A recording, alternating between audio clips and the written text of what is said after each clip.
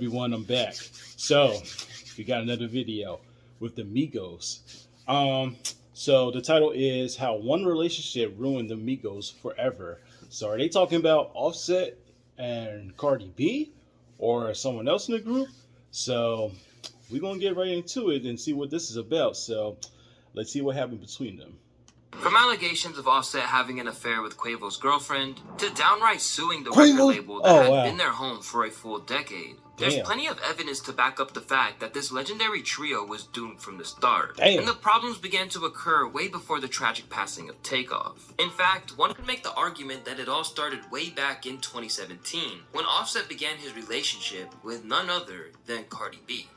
Hi, I'm Luistra. I create weekly video documentaries of things I'm into. Today we're gonna unpack all the events that led to the downfall of the Migos. And at the end of the video, I want you guys to tell me who's at fault for this disaster. There was a time when Migos seemed unbreakable, and some people were actually baffled by how well they stuck together for such a long time without any tension between them. How do y'all make sure y'all stay together as a team? Because usually this is around the time when we start seeing teams start dispersing a little bit, breaking up and beefing and bickering. It's real family right here. Blood. I mean, we've been through everything.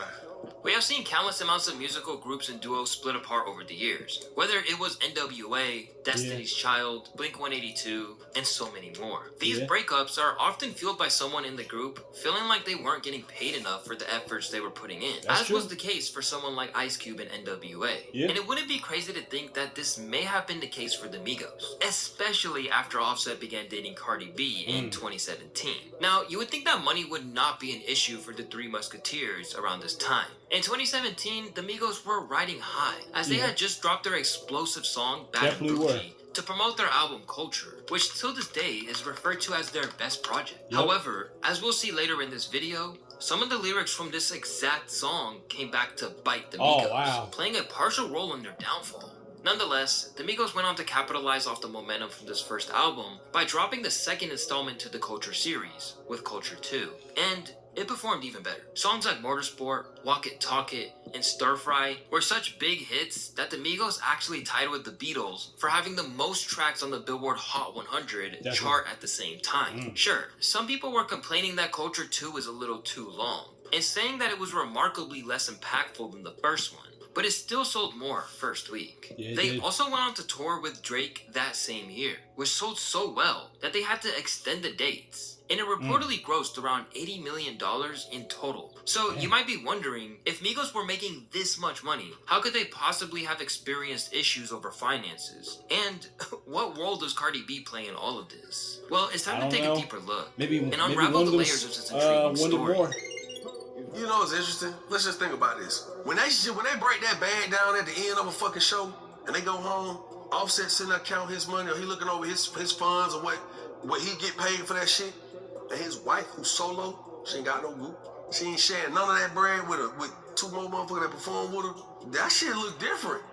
Now, this is an interesting point by Young Jock, explaining how Offset appeared to be weighing his options, wondering how much more he could earn as a solo artist upon dating Cardi B. And there's some sufficient evidence to back up his statements, starting with the fact that Offset was the first one out of Quavo and Takeoff to explore dropping solo projects. He dropped Without Warning in 2017, which would also feature 21 Savage, before dropping his own album a few years later. This opened the door to solo projects from Quavo and Takeoff as well. And while all of their projects received a decent amount of positive feedback overall, Offset's projects got way more buzz and better reviews than those of Quavo and Takeoff's. His song Clout, for example, which featured Cardi B, still remains in the top 5 most viewed videos on the Migos' YouTube channel, something you can't say for the other two artists in the group. So it's not hard to see why Offset might have been contemplating going full-on solo, as his music was already making waves on its own. However, when asked about pursuing their careers as solo artists, Quavo said, I don't look at it like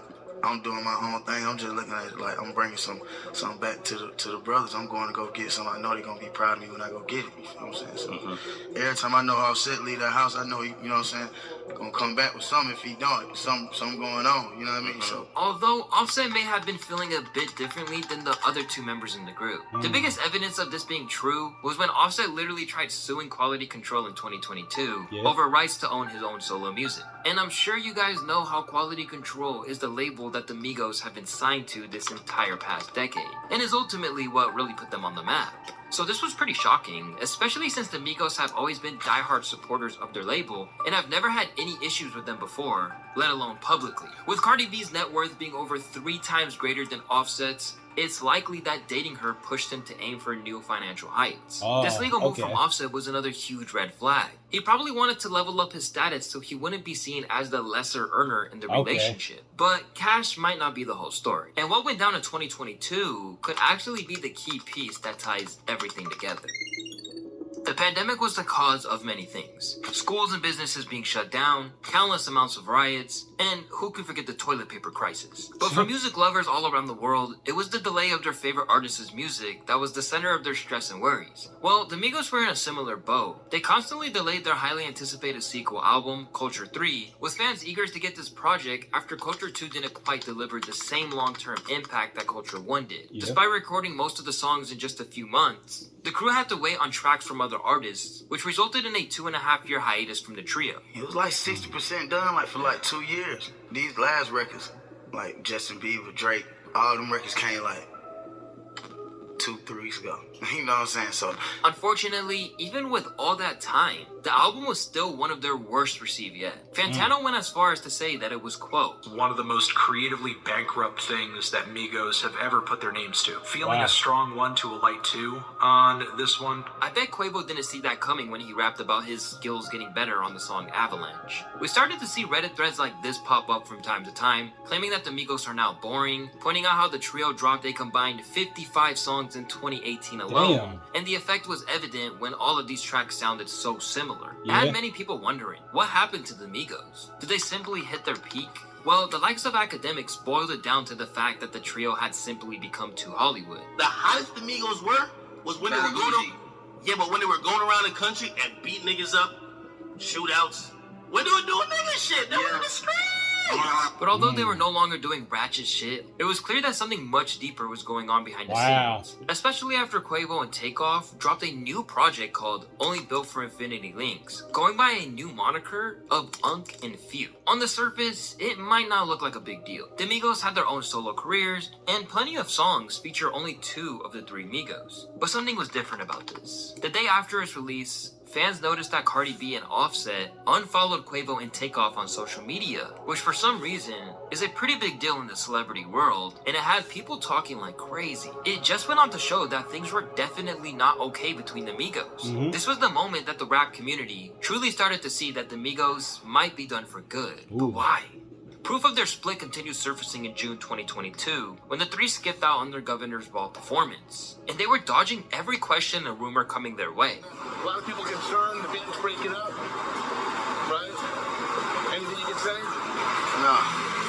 This didn't stop fans from claiming that this was all just one big publicity stunt to promote their album. But when taking a deeper look at some of the lyrics on Quavo and Takeoff's album, just a few months later, the answers all lied in between the lines. And again, it all circles back to Cardi B and Offset. Now, it's no secret that Offset has struggled to remain loyal in his marriage with Cardi B. I mean, we have all seen the infamous clip where he hides his phone on a live stream when Cardi B comes in. But he's been in many worse situations, including one instance where a sex tape with him and another woman dropped only 3 months after they were married. But how could this affect his career, and most importantly, his bond with the Migos? Well, if we take a look at some of his lyrics, he may have been hinting at it this entire time. I done fucked a lot of niggas' wife. What? I should fuck with me, a wife to be.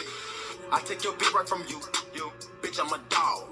Alright, now to be fair, most rappers talk about taking other men's women, but it's usually in a playful or exaggerated tone. However, lyrics like these apparently manifested into the lives of the Migos, coming between them to irreversibly break their bond. And it was Quavo who was at the short end of the stick. That's because back in 2018, Quavo entered a new relationship with the rapper/singer, Saweetie. The two were happily together for a couple of years, and it looked like they were on track to be hip-hop's next power couple. But flash forward to 2021, and they were suddenly splitting up, which nobody saw coming. It only made sense that something seriously wrong went down. It wasn't long after that Only Built for Infinity Links was announced, and knowing what may have gone down behind the scenes, this title gained a whole new meaning. Once the project dropped, fans took particular notice with a bar on the track Messy, where Quavo didn't hold back from telling the truth. I said, Carisha, please, cause she too messy. Please, bitch, fuck my dog behind my back, but I ain't stressing. Wow. In this song segment, Quavo seems to be throwing hidden jabs at his ex-girlfriend Sweetie and Offset. Wow. As we mentioned, they split in early 2021 amid rumors that someone was being unfaithful. Quavo mentions Carisha Please, referring to the podcast hosted by Young Miami, which is one half of the City Girls, who brought out Sweetie to appear on one of their episodes, where she talked about how heartbroken she was over breaking up with Quavo. I thought we was gonna spend, the rest of our lives together. When this song initially dropped, many thought that Quavo was hinting at the fact that Saweetie had cheated on him with Offset, leading to the group's breakup. Others suggested that Lil Baby might have been involved in the cheating scandal, but so far, none of the people mentioned have spoken out about the rumors, in detail at least. However, the silence speaks volumes, and it seems pretty straightforward, leading many to assume that Offset had once again snuck around, but this time, it was against his lifelong homie. And Quavo pretty much confirmed the situation when he gave this statement on the Big Facts podcast. We just stand on loyalty. You know what I mean? We stand on real deal loyalty. Again, it's all just speculation, but before we could get any clear answers, a devastating event occurred that would forever change the course of the Migos' destiny. Out of that developing story right out of Houston, rapper Takeoff, best known for being a member of the Grammy Award-winning group Migos, has died. Tragically, Takeoff was fatally shot, and rumors started swirling that Quavo might have been responsible. Quavo argued with several men about the dice game. This is according to police. The fight got physical, and police say video shows two people firing shots. Now, there have been many reports that have came out since saying that Quavo has not been responsible, but nonetheless, Takeoff was often referred to as the quietest and kindest guy in the rap community. He lost his life over a dice game, and a fight that wasn't even his own. It was a shock and a shame to see his life taken so soon, and in the middle of the Migos' ongoing drama, it just didn't feel right at all. In the wake of this heartbreaking event, Quavo and Offset reunited temporarily, but their relationship couldn't fully mend. Even after their mutual loss of Takeoff, the two have still yet to let down their guards and make up. While they may have reunited for the BET Awards performance, a much different situation went down at the Grammys after they allegedly got into it backstage and a fistfight broke out, with Cardi B swooping in to break up the altercation. Both of y'all wrong! Both of y'all! This is not right! You just have been talking! Quavo ended up performing in honor of Takeoff by himself that night. Now, almost a year later since Takeoff has passed, it doesn't look like Quavo and Offset are making up anytime soon. They were even both spotted courtside at a Hawks game last season, but didn't even have the courtesy to sit anywhere near each other. Oh, damn. Quavo also recently threw shade at Offset for getting a tattoo of Takeoff on his back, claiming that Takeoff is not supposed to be on you, but rather supposed to be in you. It's a bittersweet contrast to Takeoff's final words in an interview that aired months before he died. You know what I'm saying? We pray it's the only time to tell, but we always family now, and that ain't gonna change. So. To make matters worse, Offset randomly came out claiming that he's not even related to Quavo or Takeoff, which absolutely shut down this ongoing rumor that they were all family. Pretty crazy. In the meantime, Quavo just dropped his tribute album for Takeoff and is working with Kamala Harris to try to prevent gun violence. Offset has an album on the way and has been on a massive press run lately. Will the egos continue to get in the way of their relationship, or will they finally come together through this period of hurt and hardship? Only time will tell. But comment down below what you guys think of the Migos, or at this point, Quavo and Takeoff, and what you think lies in the near future for them. Rest in peace, Takeoff, by the way. And don't forget to like and subscribe if you like this video. Tell me what you want me to talk about next, or watch one of the two videos on the screen. Till next time, my friends. Peace. Wow, man. Hey, man, that goes to show you. No matter how long you've been friends with your boys, no matter what you did with them, they'll always find a way to stab you in the back. That shit is wild. And the thing is, right? They were so popular doing some hood rat shit, going out in the streets. What they say, they was in like shootouts and stuff like that. Just anything hood activities. They were popular, mad popular. But once they start getting out that culture and started doing some real business with people that are real serious, they just started falling down. That really shows you that the audience really loves the hood activities, the hood rap, all that. So it shows you right there. Damn, I can't believe Offset would do that. Fuck your own bitch. fuck his bitch. Damn, that's wild. Rappers are so grimy, dog. Like literally, like they're just so grimy. Like what the hell you gotta do that for? Like you could fuck. You got Cardi B, bruh. You got, bruh. She's like one of the type of girls that you do not want, that you would not want to lose. Like come on now. I mean, yeah, she could be crazy and all that stuff, but like goddamn, like you don't want to lose that girl. Like what you got there, that's a whole package. Shit, she a whole entree. I'm gonna be honest. She a whole damn entree. Shoot, they probably do it every day, every day. So yeah, but yeah, man, stuff like this happens. You know, when a nigga doesn't get, when niggas don't get things they want, chaos erupts, man. It happens all the time. Ain't nothing changed. It's always been the same like that. But it was a good video. Like, comment, subscribe. I'll see you next time, and y'all have a good night.